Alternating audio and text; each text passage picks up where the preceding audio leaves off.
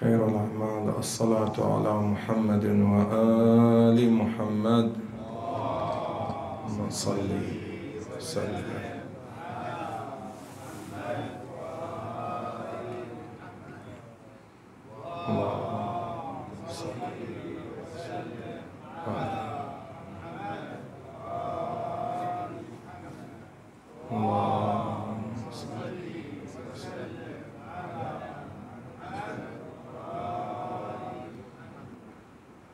صلى الله وسلم عليك يا سيدي ويا مولاي يا رسول الله. صلى الله عليك وآلك المظلومين.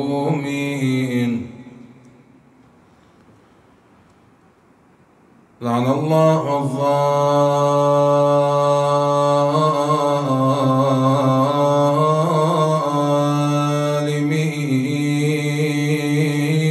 لكم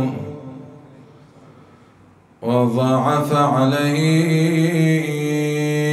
العذاب الأليم.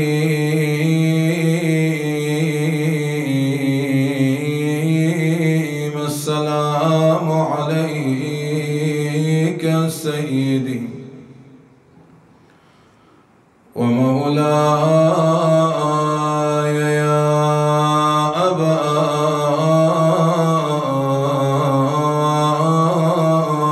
عبد الله. السلام عليك يا ابن رسول الله وابن أمير المؤمنين وابن سيد الوصيين وابن مولاتي فاطمة سيدة العالمين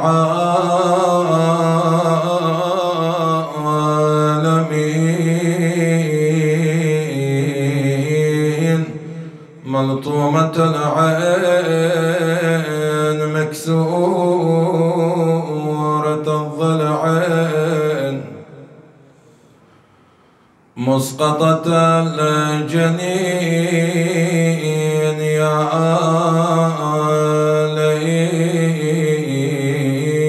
ليتنا كنا معكم سادتي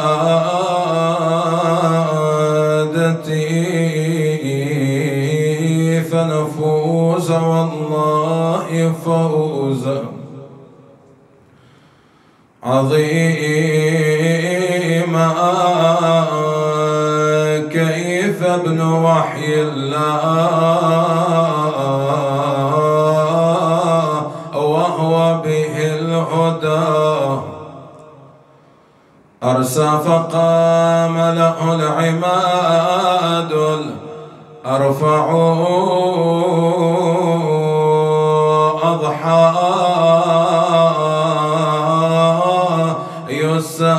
يسالم عصبة أموية من دونها كفرا ثمود وتبع أمسى مضى من يستباح حريمه هتكا وجانبه الأعز الأمنع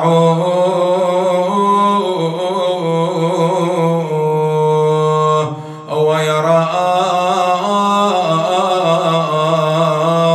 بني حرب على أعوادها جهرا تنال من الوصي ويا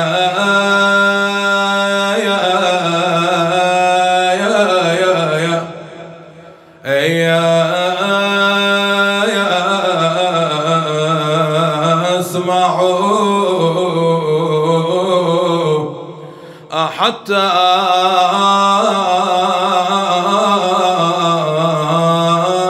إذا نفذ القضاء محتما أن أضحى يدس إليه سم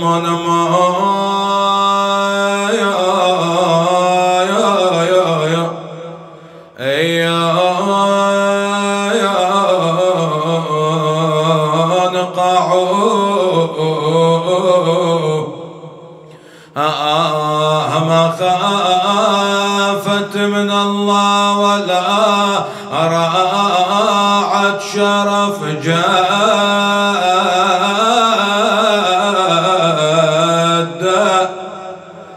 مقسى قلبها سمته بنت النذل جاعده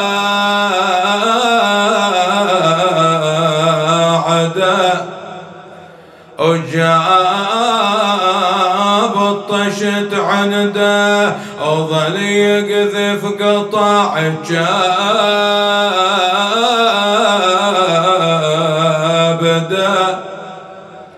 كبده اقذفها وصاح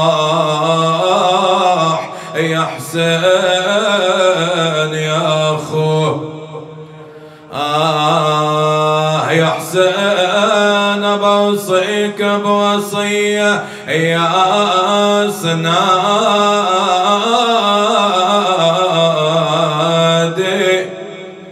من بعد عاني يا خليصي اتكفل أولادي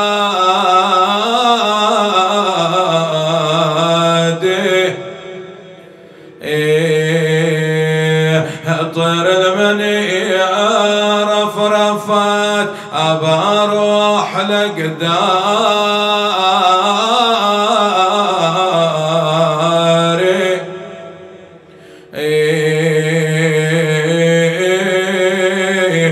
جبد قذفها وصاح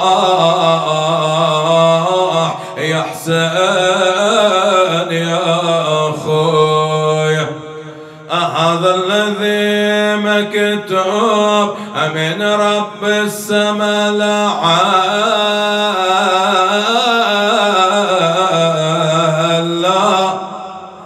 أنا أموت بسام وانت تنذبح بحسا أنا أظل مطروح وانت بالتراب عارية يا حسين يا خويا يا حسين يا خو وكبد الحسن متقطعه بسم المنية أصبح يعالج وأصبحت زينب شجية دخلت عليه وعاينت ليلوج وحده عند أخوه حسين دمع فوق خد سيعلم الذين ظلموا آل بيت رسول الله حقهم أي منقلب ينقلبون والعاقبة للمتقين. قال رسول الله صلى الله عليه وآله وسلم للإمامين الحسن والحسين عليهما السلام وأنتما الإمامان بعدي ولأمكما الشفاعة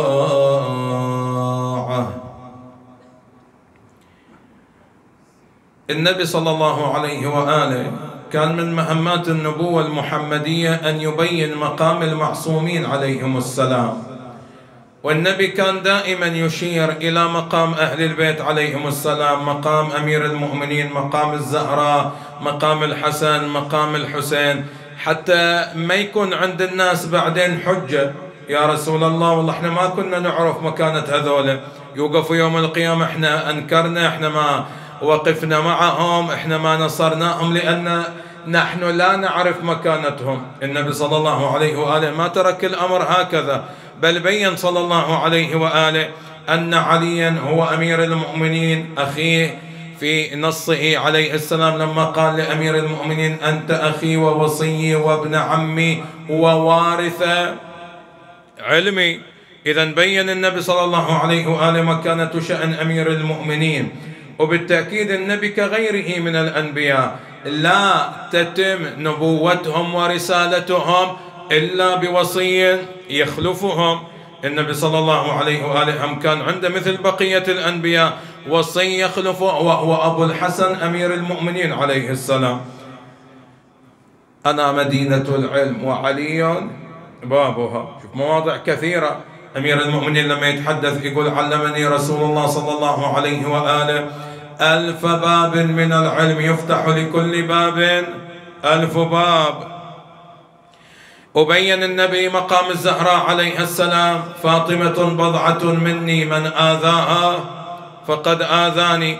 وبين مقام الحسن والحسين في كثير من المواضع: الحسن والحسين إمامان قاما أو قعدا، الحسن والحسين سيدا شباب أهل الجنة، الحسن والحسين ريحانتاي في الدنيا والآخرة، من أحب هذين الولدين وأباهما وأمهما فهو معي في درجتي في الجنة. ويبين النبي لما يخاطبهم: وأنتما الإمامان ولأمكما الشفاعة.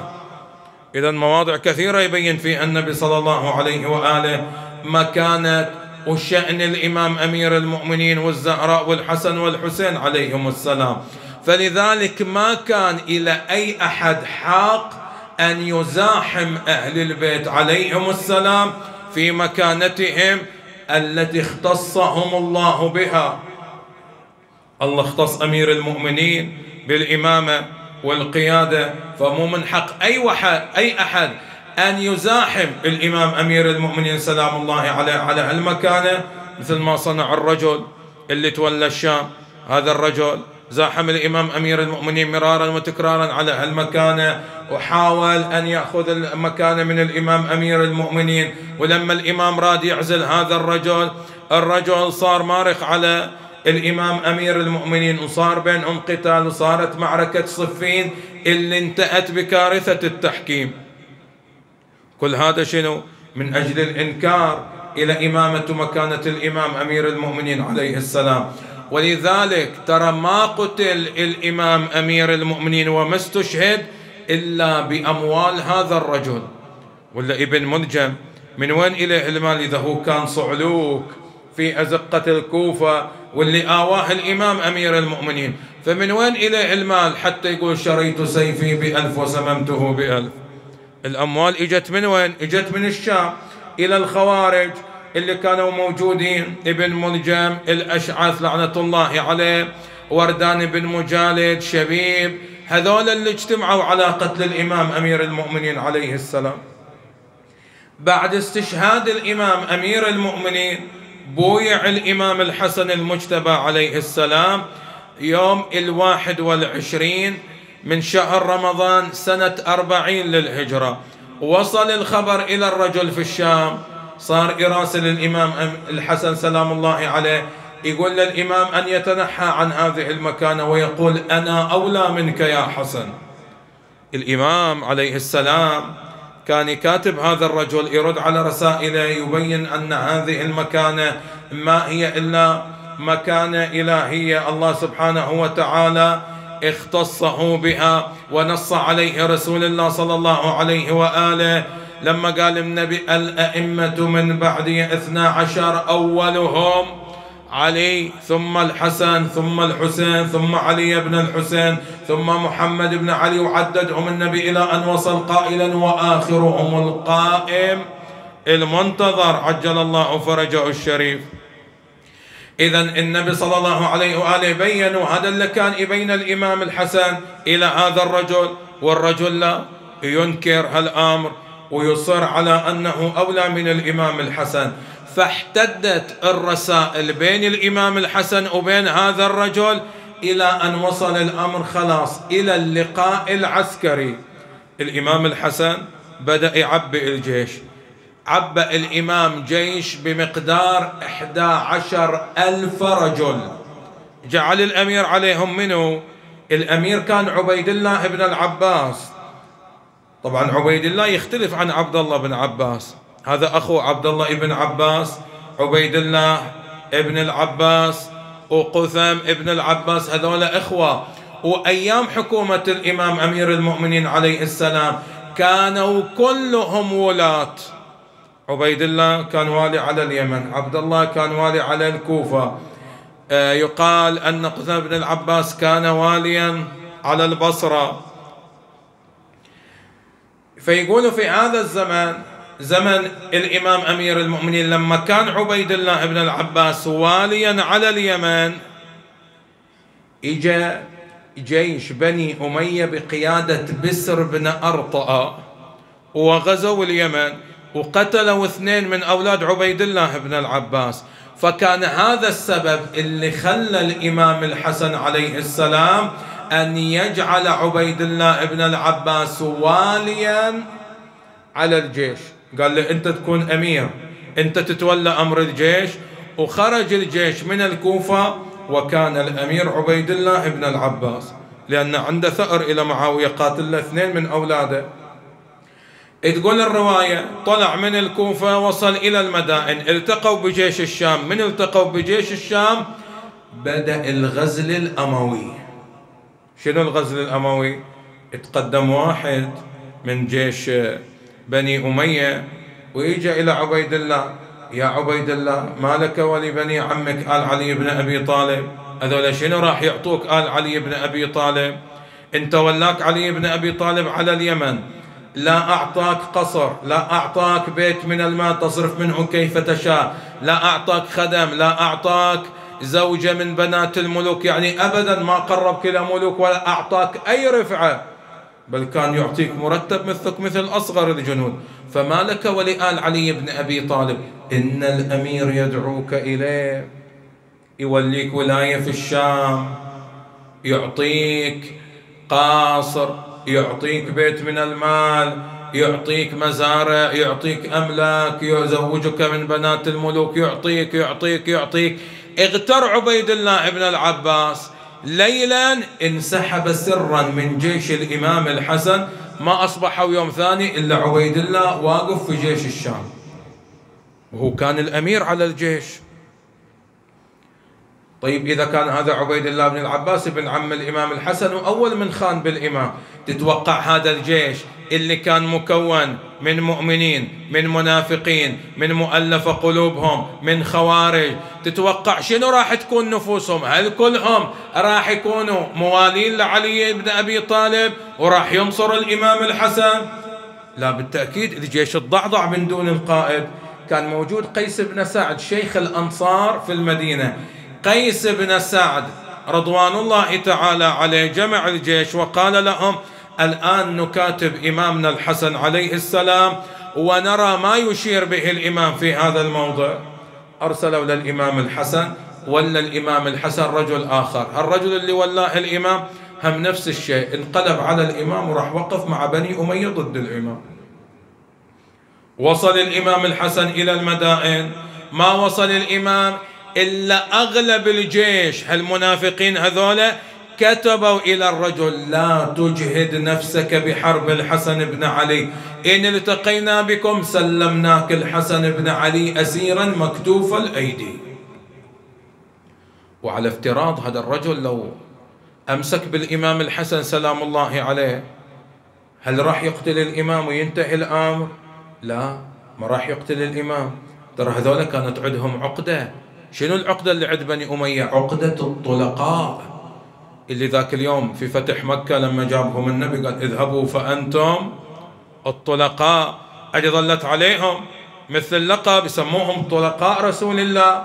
فهو لو جاب الإمام الحسن ما راح يقتل الإمام، لا، راح يحاول يغطي على أمر الطلقاء، وراح يقول أنا بسماحتي وعفوي وفضلي وكذا أعفو عن الحسن بن علي، اذهب يا حسن فأنت طليق.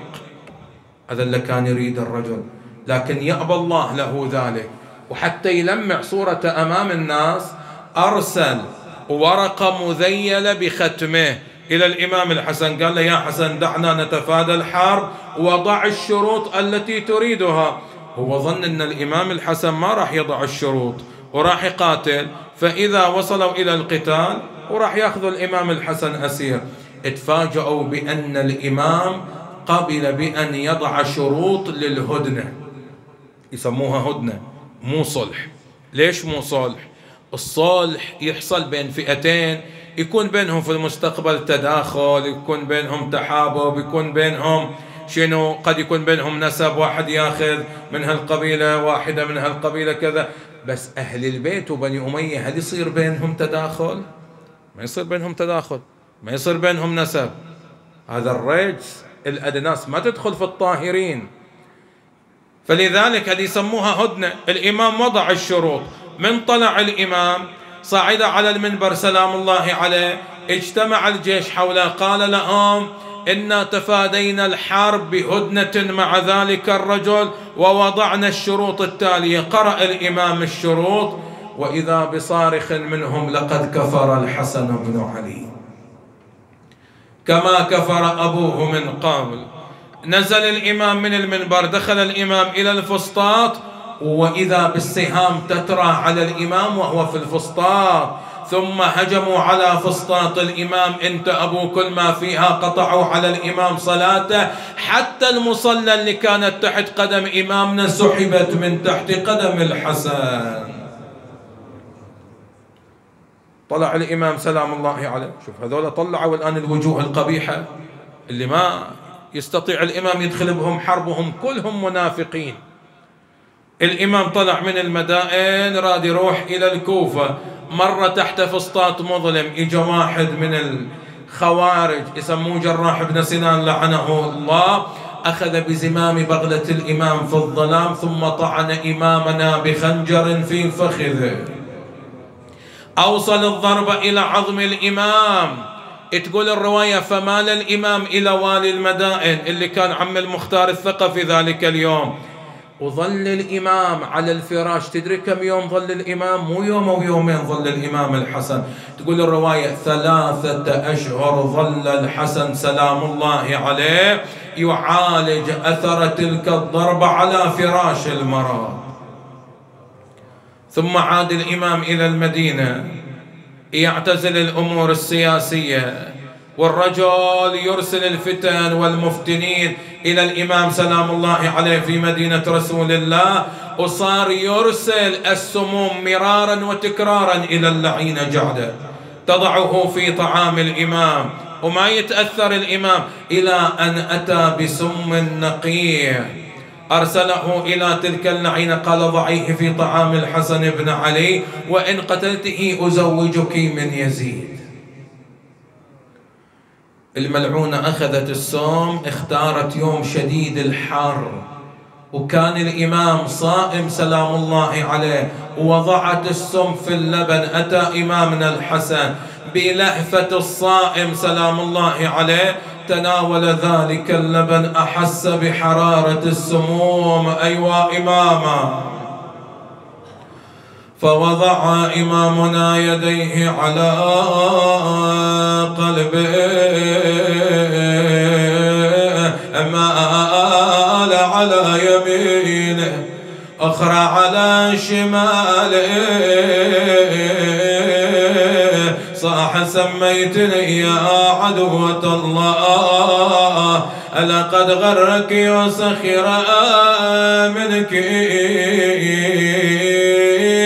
والله لا تنالين من بعدي خلفاء، وسلط الله عليك داء لا شفاء لك من اغتاظت من كلام الإمام فأخرجت من في الدار وأغلقت على إمامنا الأبواب. أيوة إماما، ظل الإمام على الأرض يتقلب يمينا شمالا يزحف على بطنه من حرارة السموم. هرع أولاده إلى عمهم الحسين فأقبل الحسين حاسر الرأس حافي القدمين يصرخ وينادي وأخاه. احتمل الحسن على صدره جاء به إلى فراشه وهو يبكي قال أبا عبد الله أنا من يؤتى إلي بالسم فأقضي به، لكن لا يوم كيومك يا أبا عبد الله، يوم يزدلف عليك 30,000 رجل يدعون أنهم من أمة جدنا لا أنالهم الله شفاعته. قال لا يا أبو السجاد لا تبكي ولا تنوح، أنا على معزة أعالج طلعت وانت تظل على الثرى عريان مطروح، محزوز راسك والدماء من جروحك تسه أجركم الله. ثم قال أخي علي بطاش، جاء إليه بطاش أسند الحسن ظهره لصدر الحسين وأمسك الحسين برأس الحسن وإذا بإمامنا الحسن يقذف كبده قطعة بعد أخرى. بقي الإمام على هذا الحال 40 صباحا حتى حان حينه ودنا أجله. أوصى بالوصايا للإمام الحسين وعند احتضار الموت توجه إمامنا إلى القبلة. يا الله تشهد الشهادتين عارق جبيناه يا زهراء سكن أنينا أطبق إمامنا فأشرق النور من وجهه صرخ يا شيعة وفاضت روحه. رحم الله الصرخ وإماما صحو نادي وسيده. أتيت بجنازة الحسن ليجدد بقبر رسول الله عهدا. أقبل اللعين مروان الحمار إلى المرأة ببغلة صعدت عليها أتت ناحية جنازة الإمام وهي تصرخ لا تدفنوا في بيت من لا أحب، وإذا بالسهام تترى على جنازة الحسن. أشال الجنازة والوديعة تصيح يا حسين بجنازة المسموم ريض يا ضياء ريض يا ابو سكن ابن عشحل والجهامة ونشر على تابوت المشكر هالعمامة وخلى على الراس ودعا اليتامى عنها يسافر يا الأخو ويا ضيالعه ومروا على قبر البتول لأبناء عشبنها قبره يا خويا لا تحفر بعيد عنها دفن بكترها بالجنيها ونحزنها تراه بقبرها وأنتها خافي أوالي وأهل المدينة والنتل الزهراء اسمعوها عن الصفايح بالقبر بالله ارفعوها بسم الحسن تركبني قطعوها وحسنا صل على فاطمة وأبيها وبعلها وبنيها والسر المستودع فيها واللعن على أعدائها وظالميها يا رب العالمين. اللهم شاف المرضى سيما المنظورين منهم ومن سئلنا لهم الدعاء اقض حوائجنا يسر أمورنا فرج عن شيعة أمير المؤمنين أينما كانوا في مشارق الدنيا وفي مغاربها لموت المؤسسين والمستمعين لهذا المجلس الشريف وموت المؤمنين والمؤمنات بلغ اللهم الجميع ثواب المباركة الفاتحة مع الصلوات.